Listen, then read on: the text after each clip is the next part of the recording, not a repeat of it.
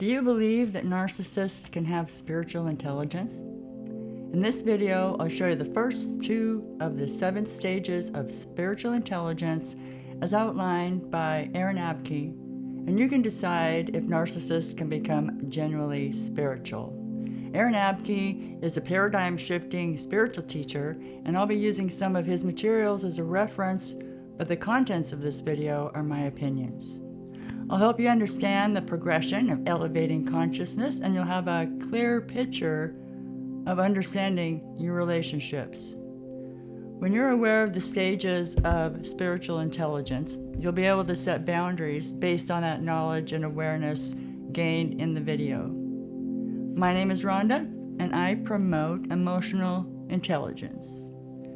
Part of spiritual intelligence is the spiritual capacity to live in the present moment, self-awareness, self-control, a sense of belongingness, humility, and compassion. The lowest stage of emotional intelligence is insanity. People living in insanity just want to survive through the day. They have extreme and constant suffering, and they're strongly addicted to stimulants that have no interest in personal development. They suffer from major depression, anxiety, and self-loathing. They live in a complete victim identity or in a constant fight or flight mode, and they have no awareness of their inner world. Without self-awareness, they are triggered easily and lack emotional intelligence. Does this sound like anyone that you know, or does this sound like you? Well, I have a story to share about an experience I had with an ex-boyfriend who was definitely a covert narcissist. I had said something that he didn't like when we were having a conversation one time, and he braced himself against my kitchen counter, and his eyeballs rolled clear back into his head, far enough where I could only see the whites of his eyes. And I was absolutely terrified and backing away from him. And then he started talking like nothing had happened, like he didn't even realize that he did that. And I also saw him talking to an invisible person sometimes. Schizophrenia, maybe? I don't know. This was several months after dating, and his mask came off. Their masks always come off. And another thing that he had done, which is why I believe that he is definitely insane, is I found out after we had separated that he had carved the 7 deadly sins inside of the house that he and his ex-wife had owned with a chainsaw. And the 7 deadly sins are pride, greed, wrath, envy, lust, gluttony, and sloth. And they're said to be the tendencies that cause us all to commit all of the other sins and deprive us of God's grace. I cannot imagine the level of rage of this man to take a chainsaw and start carving into the walls and floors of his ex-wife's house. In my opinion, that was a blatant spectacle of his overinflated ego and complete defiance that there is a God greater than himself. So the people that are living in insanity must take certain steps to progress to the next stage. They start acquiring pleasures and thrills, and they take an advancement by learning how to see things differently. They can develop an interest in personal growth and start practicing awareness of their thoughts and their feelings.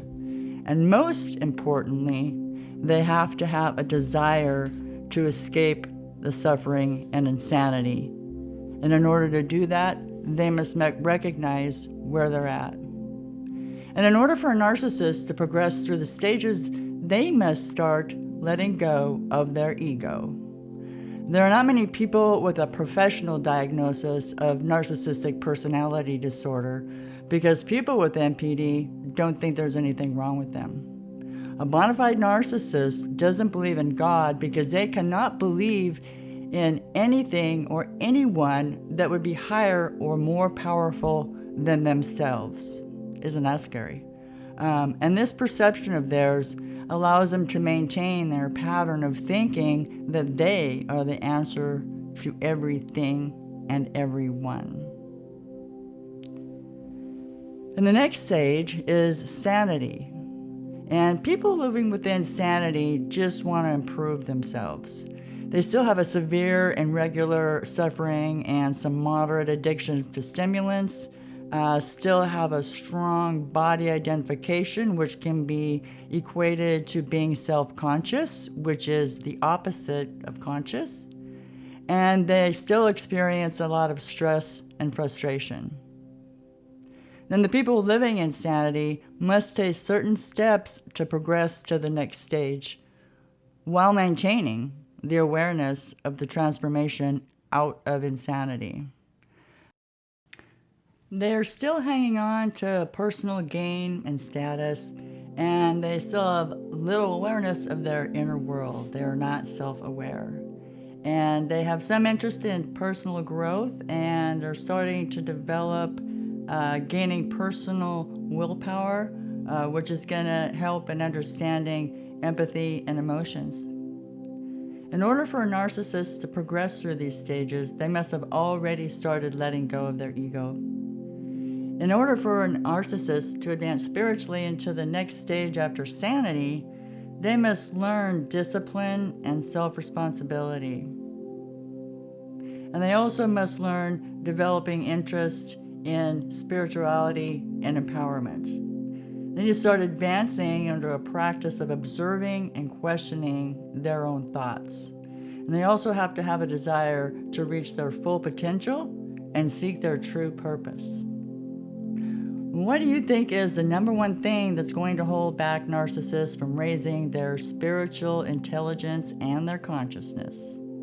Are you in a relationship and you can't figure out why the person you are with can't get past being triggered and angry and resentful and is frequently victimizing themselves? People with a victim mentality never truly engage in self-reflection. And the next stage of spiritual intelligence is empowerment, and that's for a different day.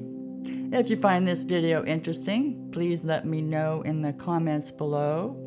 And just in case you haven't heard this enough, like and subscribe. My name is Rhonda, and I'll catch you next time.